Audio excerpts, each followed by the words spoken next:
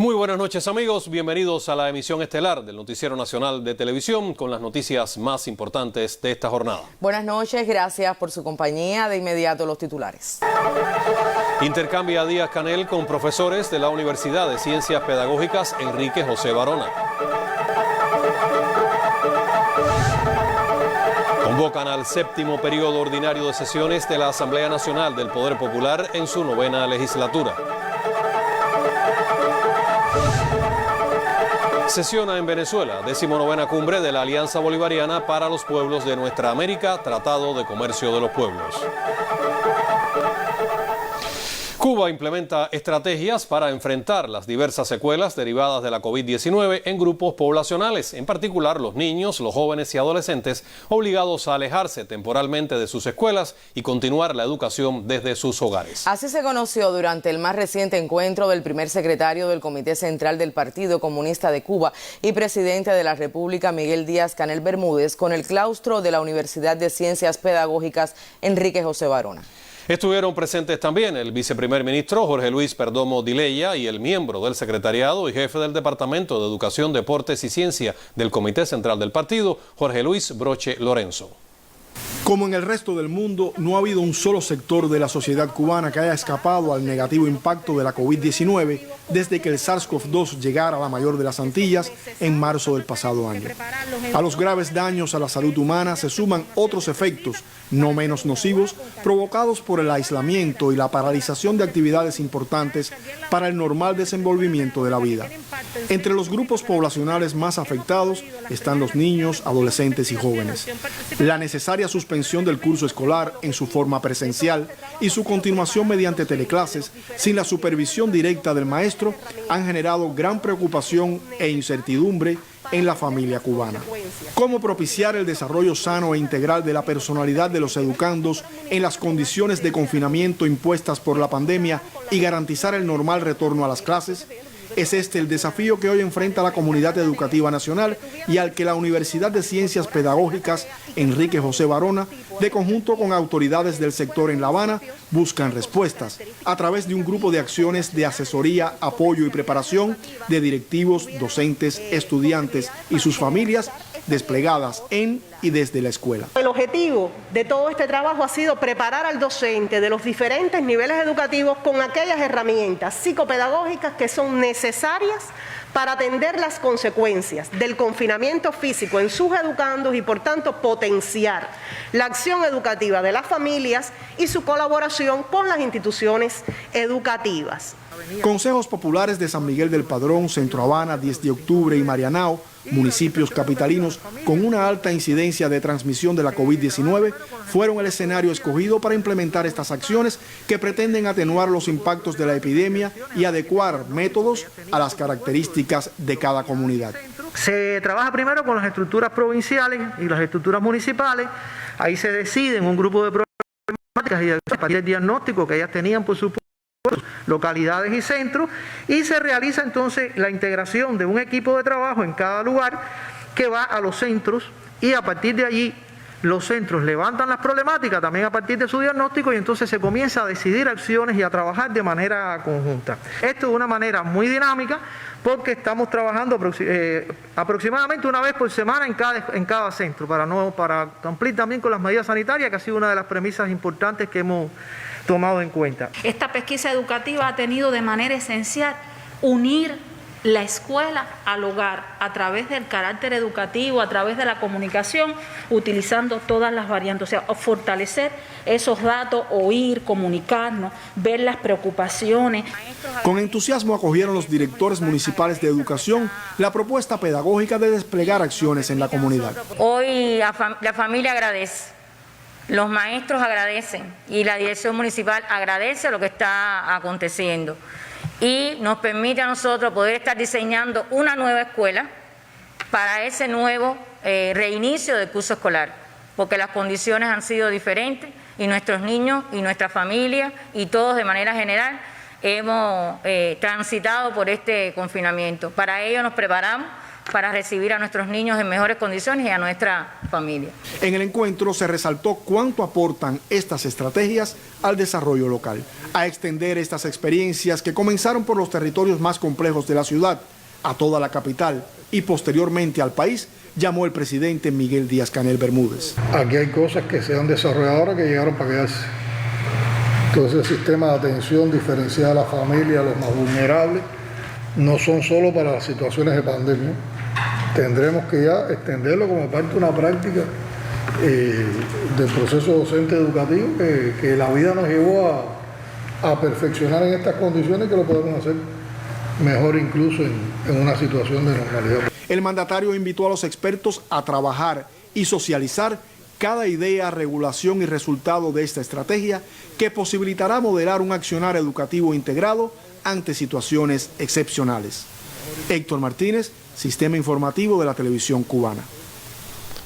El presidente de la Asamblea Nacional del Poder Popular, Juan Esteban Lazo Hernández, convocó este jueves al 7º periodo ordinario de sesiones de ese órgano en su 9ª legislatura. A partir de las 9 de la mañana del próximo 14 de julio, desde el Palacio de Convenciones de La Habana y en videoconferencia con cada una de las provincias y el municipio especial Isla de la Juventud, se realizarán las reuniones del Parlamento cubano. La convocatoria se traslada a sus diputados de la Asamblea Nacional del Poder Popular, a los organismos de la Administración Central del Estado y demás órganos y autoridades que corresponda.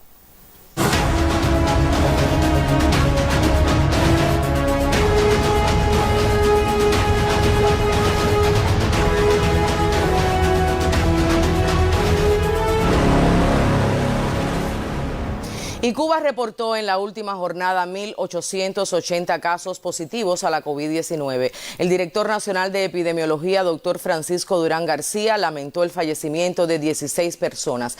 47 pacientes se encuentran en estado crítico y 97 se reportan graves. El especialista dijo que junio es el mes de mayor contagio desde el inicio de la pandemia en Cuba. Señaló que todas las provincias presentan transmisión autóctona del virus y que el municipio especial Isla de la Juventud no reporta casos positivos hace 8 días.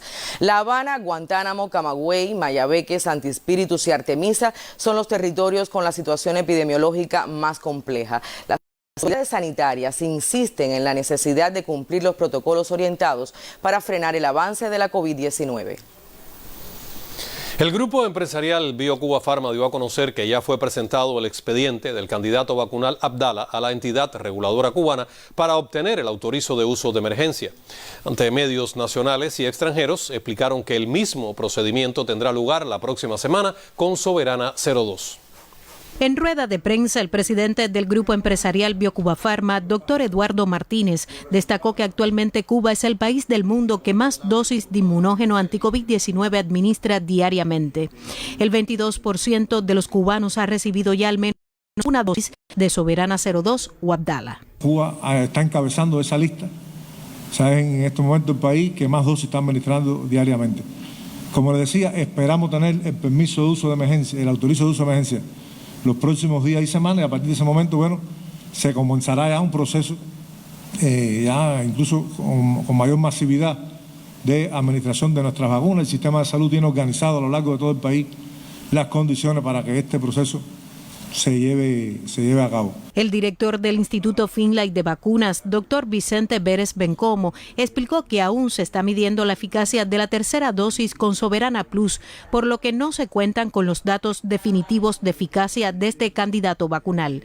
La respuesta inmune es favorable en el 96% de los vacunados. Nos da mucho más resultados y realmente es muy satisfactorio esperar que la respuesta inmune es esta y que bueno, que tendremos que ver qué es lo que va a pasar con la eficacia de esta suma de 2 dosis de Soberana 02 y una dosis de Soberana Plus, que es lo que nosotros, cuando tengamos este dato final ya, es lo que presentaremos para solicitud de autorizo de emergencia a nuestra autoridad regulatoria. Por su parte, la directora del Centro de Ingeniería Genética y Biotecnología, doctora Marta Ayala, explicó la confianza que se tiene en el primer corte de resultados de eficacia de Abdala. Como ven ahí, en los placeos se acumularon 142 y en los vacunados 11. Eso es lo que nos da este 92,28% de eficacia.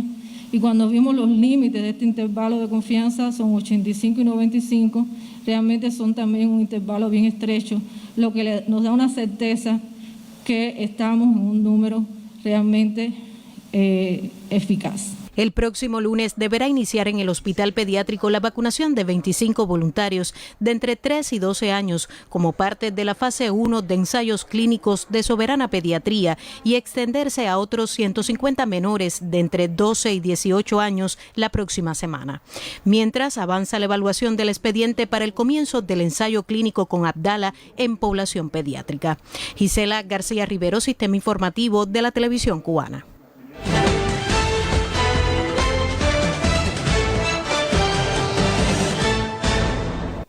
El secretario general de la ONU, Antonio Guterres, instó a los líderes de la Unión Europea a introducir un impuesto sobre la riqueza a los millonarios para financiar la recuperación social y económica pospandémica. Durante el pleno del Parlamento Europeo en Bruselas, Guterres pidió al bloque su apoyo para avanzar en la vacunación a nivel mundial. El diplomático afirmó que millones de personas cayeron en la pobreza a causa de la COVID-19 y más de la mitad no tienen acceso a los servicios de salud. Otros temas debatidos por los líderes europeos fueron las relaciones con Turquía, el diálogo con Rusia y la preocupación por la variante Delta del coronavirus. El gobierno de México envió una donación de más de 400.000 dosis de la vacuna de AstraZeneca a Guatemala, Honduras y El Salvador. El canciller mexicano, Marcelo Ebrard, resaltó que la unidad en momentos difíciles hace más fuerte a la región. Informó además que son dosis envasadas en México con sustancia activa elaborada en Argentina. De las vacunas donadas, 150.000 llegaron a Guatemala y Honduras, mientras El Salvador recibirá más de 100.000. El 12 de junio, el gobierno de Andrés Manuel López Obrador realizó una donación similar del fármaco contra la COVID-19 a Belice, Bolivia y Paraguay. El Tribunal Supremo de Brasil dictaminó en las últimas horas que el ex juez Sergio Moro actuó con parcialidad en la investigación del expresidente Luis Inácio Lula Silva, que fue condenado a 26 años de prisión y cumplió 580 días en la cárcel. El proceso contra el también exministro de Justicia del gobierno de Bolsonaro se realizó tras la demanda interpuesta por el equipo de la defensa de Lula. La anulación de las causas devolvió al líder del Partido de los Trabajadores sus derechos políticos y podría postularse como candidato presidencial en 2022. El exmandatario brasileño ha expresado que participar en los comicios no es su prioridad y solo lo haría en caso necesario. Organizaciones indígenas de Canadá denunciaron el hallazgo de más de 750 tumbas con restos de niños. Según el diario The New York Times, ellos ponen en evidencia la masacre de menores de comunidades originarias. El rotativo estadounidense refiere que los menores se encontraban en instituciones del Estado y formaban parte de un sistema que separó por la fuerza a niños aborígenes de sus familiares. Tras 6 años de estudio, una comisión nacional dictaminó que alrededor de 3.200 personas murieron en un suceso catalogado como genocidio cultural. Varios países mostraron preocupación por el hecho ante la Comisión de Derechos Humanos de las Naciones Unidas.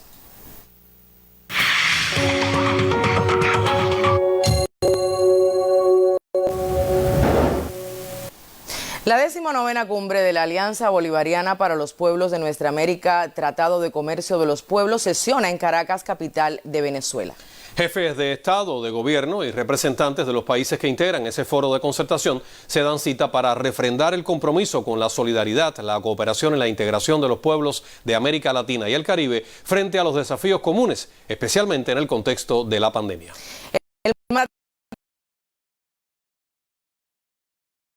La mayoría de las naciones del ALBA TCP para enfrentar la COVID-19. Agradeció el apoyo de Cuba a la inmunización en Venezuela. Cuba envió a Venezuela el primer lote de vacunas Abdala, desarrollada por el Centro de Ingeniería Genética y Biotecnología. La delegación cubana a la cita está encabezada por el miembro del Buró Político del Comité Central del Partido y ministro de Relaciones Exteriores, Bruno Rodríguez Parrilla. El canciller expresó el respaldo de Cuba a los pueblos y gobiernos de Venezuela y Nicaragua y refrendó el compromiso de Cuba con la solidaridad para aliviar los efectos de la pandemia. El pueblo venezolano continúa librando una lucha ejemplar contra el imperialismo y la oligarquía que pretenden impedir el avance de la obra iniciada por Bolívar, forjada por el comandante Chávez defendida heroicamente por el pueblo chavista en unión cívico-militar bajo el liderazgo del presidente constitucional, compañero Nicolás Maduro Moros.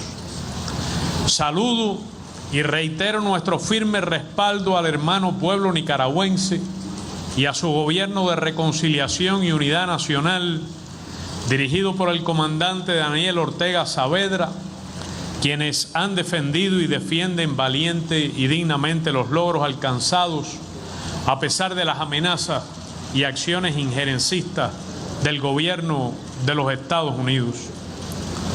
Nos complace una vez más compartir esta tribuna con el hermano presidente Luis Arce del Estado Plurinacional de Bolivia, ejemplo de la tenacidad de los pueblos en sus luchas por la justicia.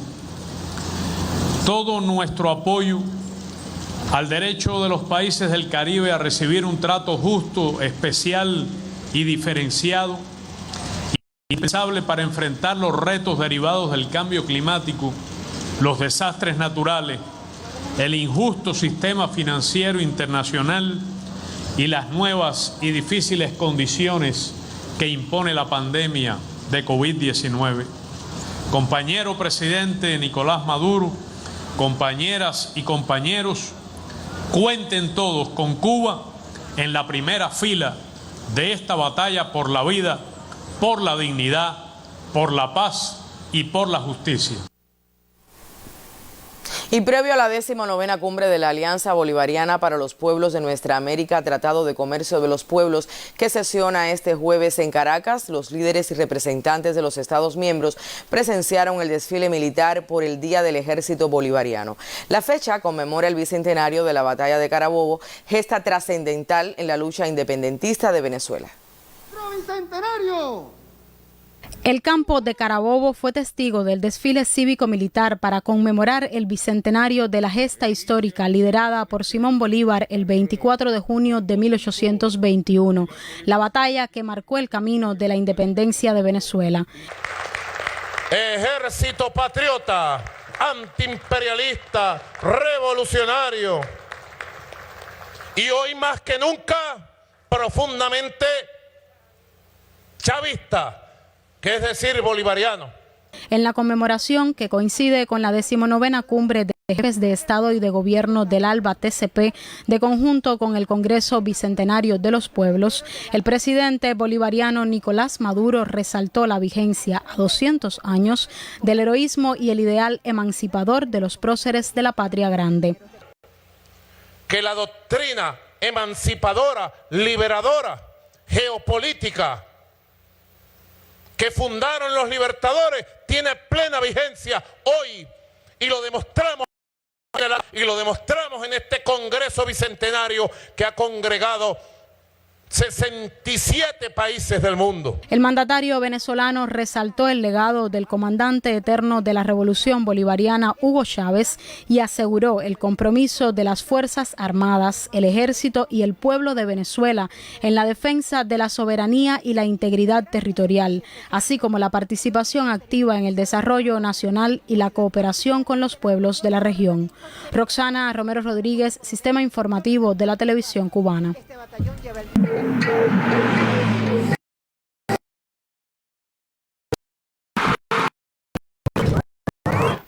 Muy buenas noches. Las dos duplas cubanas de voleibol de playa rama femenina buscarán desde este sábado un boleto a los Juegos Olímpicos de Tokio puesto en disputa en Colima, México. Más detalles en el siguiente trabajo del colega Duanis Hernández. Las duplas cubanas de voleibol de playa, conformadas por Leila Martínez y Maylén Delis y por Lidianis Echeverría y Anisleidy Sánchez, buscarán este fin de semana el boleto olímpico en la final de la Copa Continental de la Confederación de Norte, Centroamérica y del Caribe, Norseca, de este deporte, que tendrá como sede la Unidad Deportiva Morelos en Colima, México, donde se han construido canchas de nivel mundial. En el torneo femenino, 6 naciones confirmaron su participación. Además de Cuba y el país sede, competirán duplas de Nicaragua, Guatemala, Costa Rica y Puerto Rico. Cuba y México no jugarán este viernes porque están sembrados en semifinales, mientras en cuartos se verán las caras Costa Rica frente a Guatemala y Nicaragua ante Puerto Rico. Las parejas cubanas se enfrentarán en semifinales ante las ganadoras del duelo entre pinoleras y boricuas. México, el otro serio aspirante a discutir la corona, contará con la experimentada pareja de Marta Revuelta, Zaira Orellana, y con las jóvenes María José Quintero y Susana Torres. Se jugarán en cada serie entre países 2 partidos de 3 sets a ganar 2, siempre enfrentando a duplas diferentes. En caso de terminar con una victoria por bando, el ganador se decidirá con el desarrollo de un golden set a 15 puntos entre las parejas que los países determinen. Este torneo brinda la última plaza del área en cada sexo para la cita estival de Tokio. Y en la Copa América de Fútbol, Uruguay venció a Bolivia 2-0 y escaló al tercer lugar del Grupo A. Un tanto en propia puerta del guardameta Carlos Lempe dio la ventaja inicial al equipo charrúa. Ya en la segunda mitad, Edinson Cavani se encargó de poner cifras definitivas en el marcador. A esta hora, Chile enfrenta a Paraguay, también como parte de las acciones en la llave A. De ganar, la Roja de América estaría escalando a la cima de su grupo, aunque con un partido disputado más que Argentina, que hoy no verá acción. Del más universal, este sábado comenzará a rodar el balón en los octavos de final de la Eurocopa. Recordar que a partir de esta instancia todos los partidos serán transmitidos en vivo por la televisión cubana. Y hasta aquí el deporte. Buenas noches. Buenas noches también para ti, Gotay. Brigadas especializadas de la Unión Eléctrica trabajan para reintegrar a la generación bloques térmicos que salieron del sistema a consecuencia de averías y mantenimientos inaplazables. La salida del sistema de esas capacidades ha provocado afectaciones en el servicio eléctrico. El Sistema Eléctrico Nacional en contingencia. Restablecer capacidades en bloques térmicos y emplazamientos de generación distribuida es la prioridad. Las afectaciones al servicio eléctrico que hemos tenido en los últimos días ha estado causada por limitaciones en la capacidad de generación que hemos tenido en las plantas térmicas y en los motores a fuel, que son los que constituyen la generación base de electricidad del país. Estas limitaciones que hemos tenido han estado causadas fundamentalmente por no contar con los recursos en el tiempo necesario para poder ejecutar los mantenimientos para el sostenimiento de estas tecnologías que, como dije, son la base fundamental de la generación del país. Estas limitaciones han estado influenciadas por el bloqueo injusto del gobierno de Estados Unidos contra Cuba y todas las medidas que ha impuesto el gobierno norteamericano al país, que ha limitado la adquisición de los recursos y también los combustibles necesarios para la generación de electricidad del país. Especialistas en el Despacho Nacional de Carga señalan que estas limitaciones en las capacidades de generación conducen a cubrir demandas con otras fuentes que utilizan combustibles más costosos y escasos. La estrategia está diseñada de manera tal que en el menor periodo de tiempo posible poder recuperar mayor capacidad de generación. O sea, garantizando que las unidades con mayor potencia y que tengan mayor posibilidad de recuperar capacidad de potencia disponible, podamos tenerla generando lo antes posible, de manera tal que en los meses de verano, o sea que básicamente en el mes de agosto, podamos tener una mejor condición para poder cubrir la demanda y minimizar las afectaciones al servicio eléctrico. Ante la actual situación, el sistema energético concibió una rotación de circuitos en caso de afectaciones de acuerdo al déficit de generación existente. Se han diseñado 5 bloques de afectación al servicio para, de alguna manera, garantizar que cada circuito no se afecte más de 4 horas. Bajo el cerco imperial recrudecido y en medio de la actual contingencia, el país no detiene 2 millonarias inversiones que aportarán 360 megawatts al sistema eléctrico nacional para el verano. Los bloques Felton 1 y Mariel 6. Bernardo Espinosa, Sistema Informativo de la Televisión Cubana.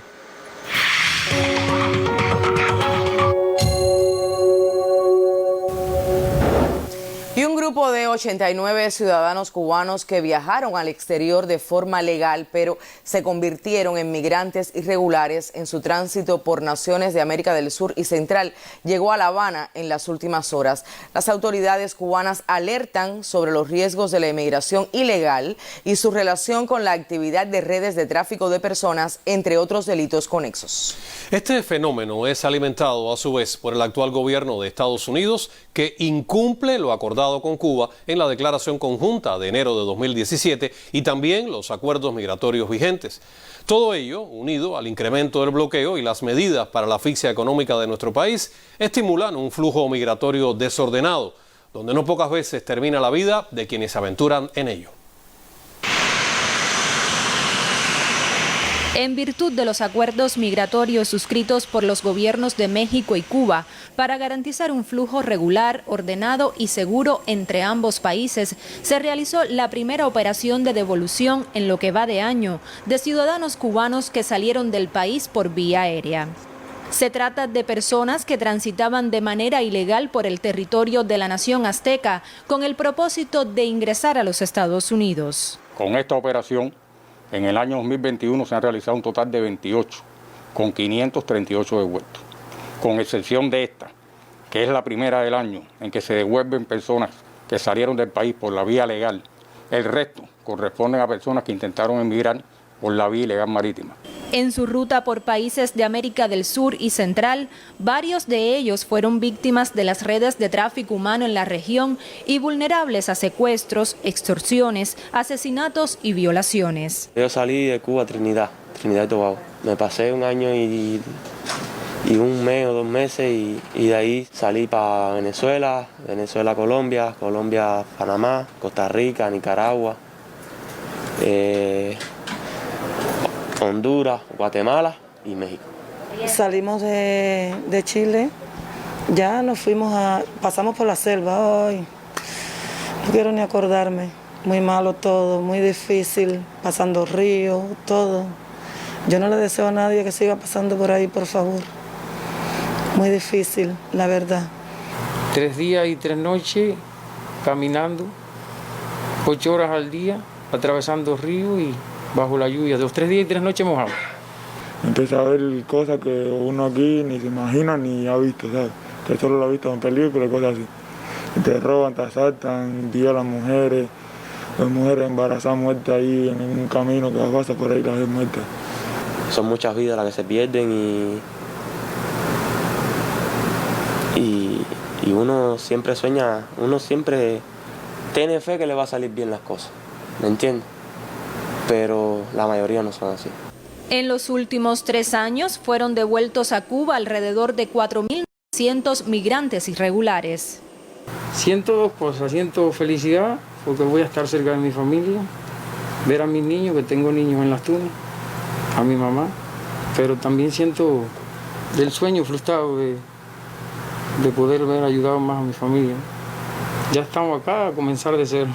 Insistir también en la responsabilidad que tienen las autoridades de Estados Unidos por el incremento de estos hechos de migración ilegal, como resultado del recrudecimiento del bloqueo económico, el traslado hacia un tercer país de los trámites consulares que deben realizar los ciudadanos cubanos para obtener visa por el cierre de la Embajada de los Estados Unidos en Cuba, así como la vigencia de la Ley de Ajuste Cubano, que continúa siendo un estímulo para las salidas ilegales del país. La recepción en el Aeropuerto Internacional José Martí de La Habana se realizó de acuerdo con los protocolos higiénicos sanitarios para evitar la propagación de la COVID-19. Durante los próximos días cumplirán con el aislamiento institucional establecido por el Ministerio de Salud Pública ante la compleja situación epidemiológica del país y posteriormente retornarán a sus lugares de residencia. Daimi Díaz Breijo, Sistema Informativo de la Televisión Cubana.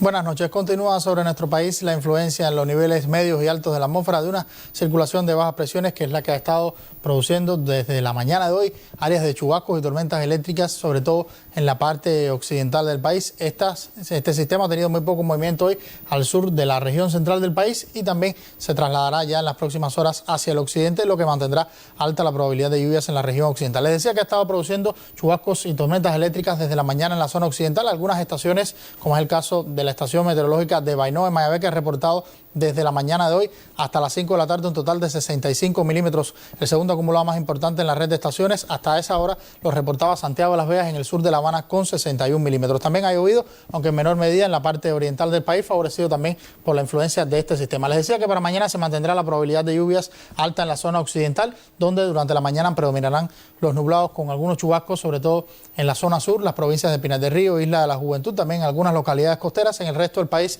estará parcialmente nublado durante la mañana. Para la tarde, estas lluvias se incrementarán y se extenderán a gran parte del territorio nacional, sobre todo en localidades del interior y sur, pero en el occidente principalmente es donde todavía pudieran en algún punto llegar a ser fuertes en alguna localidad, también en un corto periodo de tiempo. Y bueno, les decía que también ocurrirán algunos chubascos y tormentas eléctricas para la zona centro y oriental del país, principalmente hacia la región interiores y sur. En cuanto a las temperaturas, muy poca variación, valores mínimos para esta madrugada que estarán por encima de los 22 y hasta 25 grados Celsius, las máximas para la tarde. En el occidente, algo inferiores en algunas localidades, pero valores por encima de los 31 y hasta 32 grados, llegando a ser superiores en zonas del centro y del oriente del país, donde llegarán hasta los 34 grados Celsius, incluso pueden ser superiores en algunas zonas del interior.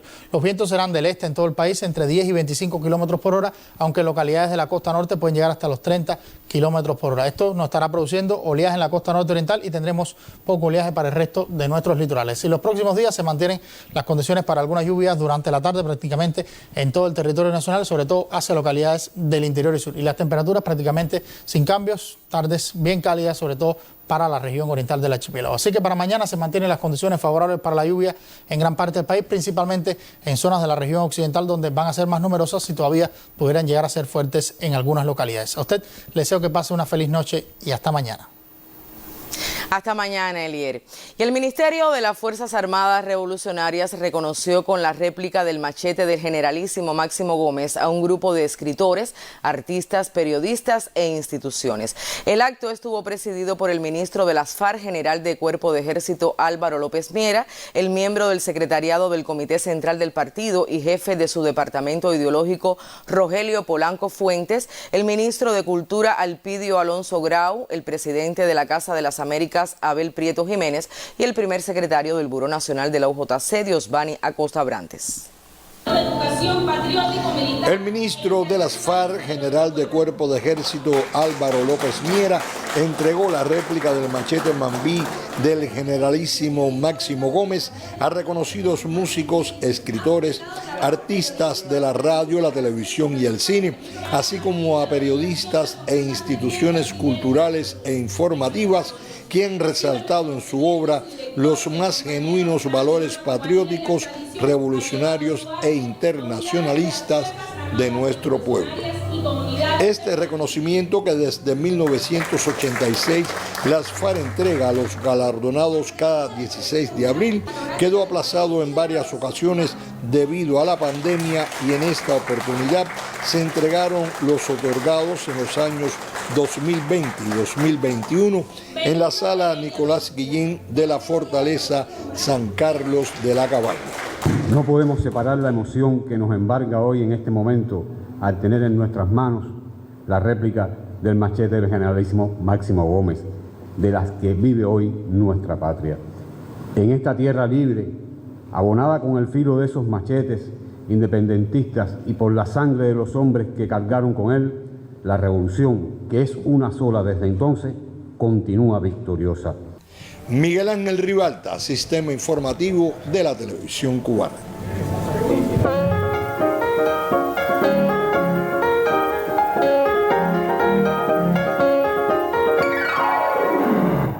Buenas noches. Como le anunciamos, hoy inició la 18ª edición del Coloquio Internacional Ernest Hemingway de manera virtual y en cadena a través de unas 140 páginas. La primera jornada contó con las palabras inaugurales a cargo de la máster en ciencias Grisel Fraga, directora del Museo Ernest Hemingway. La intervención especial por el 60 aniversario de la desaparición física del Premio Nobel de Literatura a cargo de la licenciada Gladys Rodríguez, así como el mensaje del congresista James McGovern. Recuerde que el Coloquio Ernest Hemingway se extiende hasta el próximo día 26.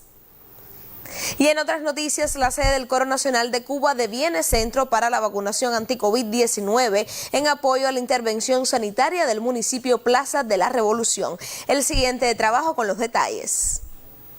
La Casa del Coro Nacional de Cuba, enclavada en el Vedado capitalino, abre sus puertas a residentes del municipio Plaza que reciben el candidato vacunal Abdala. El Centro Nacional de Música de Concierto ha seleccionado artistas de su catálogo. Nosotros somos de ese catálogo también. Y van a venir otros del catálogo también a pasar por aquí mientras dure todo este proceso de la vacunación. La conversión se torna todo un espectáculo artístico para pacientes, médicos, enfermeros. Un momento que no solo suscita la proyección unilateral de los artistas, sino iniciativas de los vacunados, una presentación y un público atípico, pero con la misma esencia. Yo creo que es como una bendición que nos ha caído, porque después de tanto rato, tanto tiempo, sin presentarnos en público, solamente por la vía online, no presencial, creo que es un momento que hay que aprovechar un poco para estas ansias que están acumuladas. Otra muestra de las alianzas de la cultura y la ciencia cubanas. Gabriela Sánchez, Sistema Informativo de la Televisión Cubana. Así me despido por hoy. Muy buenas noches. También para ti, Claudia. Hoy retornaron a la patria luego de batallar contra la COVID-19 en la isla de Montserrat una decena de médicos y enfermeras de la brigada Henry Riff. En la terminal aérea de Santiago de Cuba recibieron las palabras de bienvenida del primer secretario del partido y presidente de la República, Miguel Díaz-Canel Bermúdez. En la terminal aérea santiaguera, el primer secretario del Comité Central del Partido Comunista de Cuba y presidente de la República, Miguel Díaz-Canel Bermúdez, les dio la bienvenida desde el salón de reuniones del Grupo Temporal para el enfrentamiento a la pandemia. Estamos recibiendo a la brigada Henry Riff, que laboró en Montserrat y que por los resultados de su trabajo recibieron muchos reconocimientos de las autoridades sanitarias y de salud pública de ese país. Llegan ustedes a Cuba en un momento de mucha significación.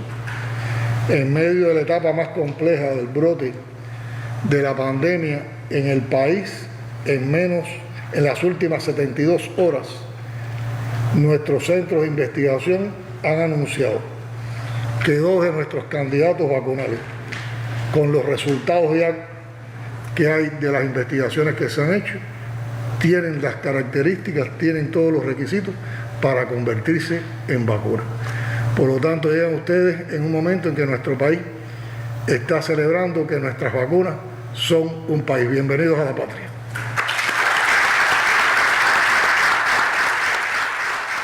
La doctora Nancy María Rodríguez viene al frente de este pequeño batallón y asegura que nunca antes un galeno cubano había brindado asistencia médica en esa geografía ubicada al sureste de Puerto Rico, muy azotada por los efectos adversos de ciclones y volcanes. Lágrimas en los ojos por la emoción de llegar a Cuba, en un país donde la cultura no se parece en nada a la nuestra tierra, en un país donde tuvimos que trabajar con uñas y dientes para poder lograr que creyeran en nosotros.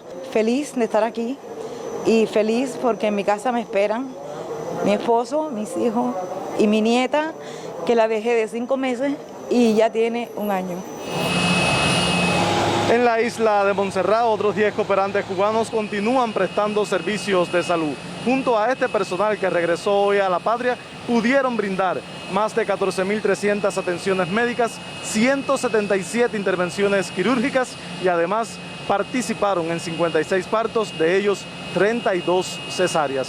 Desde Santiago de Cuba, Cusco Tarradel, Sistema Informativo de la Televisión Cubana. Finaliza así la emisión estelar de jueves. Por su atención, muchas gracias y buenas noches. Cuídese. Así es, cuídese mucho. Ya sabe que al hacerlo estará protegiéndose no solo a usted, sino también a su familia, y a su comunidad y a su país. Buenas noches.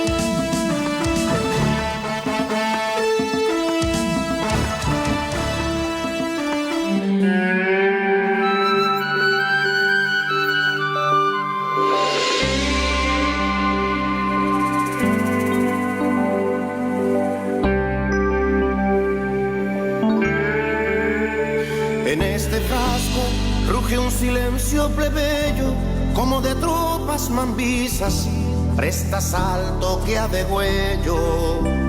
En este bulbo, humedad de amor bravío, Baraguana bella eterno, por lágrimas de dos ríos. En este envase, democracia sin alarde, orgullo para el honesto, vergüenza para el cobarde.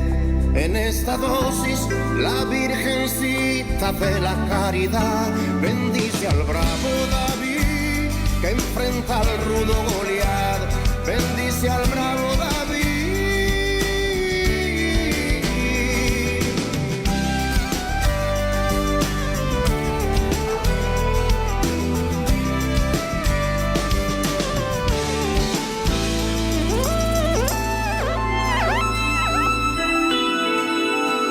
En este frasco se concentran las secuelas, en vez de erguir casinos, ponerse a sembrar escuelas.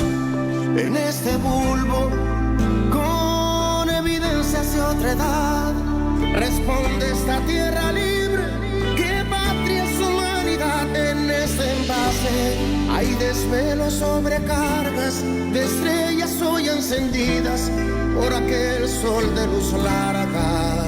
En esta dosis están la fe y la fuerza de un país más protegido, más inmune, más feliz, más protegido, más inmune, más feliz, más protegido, más inmune, más feliz, más protegido, más inmune, más feliz. Dime que tú no extrañas la calle, dime que tú no extrañas la rumba, los carnavales, la playa, arrímate pa' acá que a mi ciencia le zumba, le zumba, le zumba, créame que le zumba. Compa, y claro que no creo, cántalo. Científicos con talento, sí, imagínate un momento, cántalo. A mi gente sin bloqueo, como yo. Sé de quién tuvo el mareo, cántalo. Hablando vaina y me asombro, que ahora se quieren poner, cántalo. Un pinchazo en cada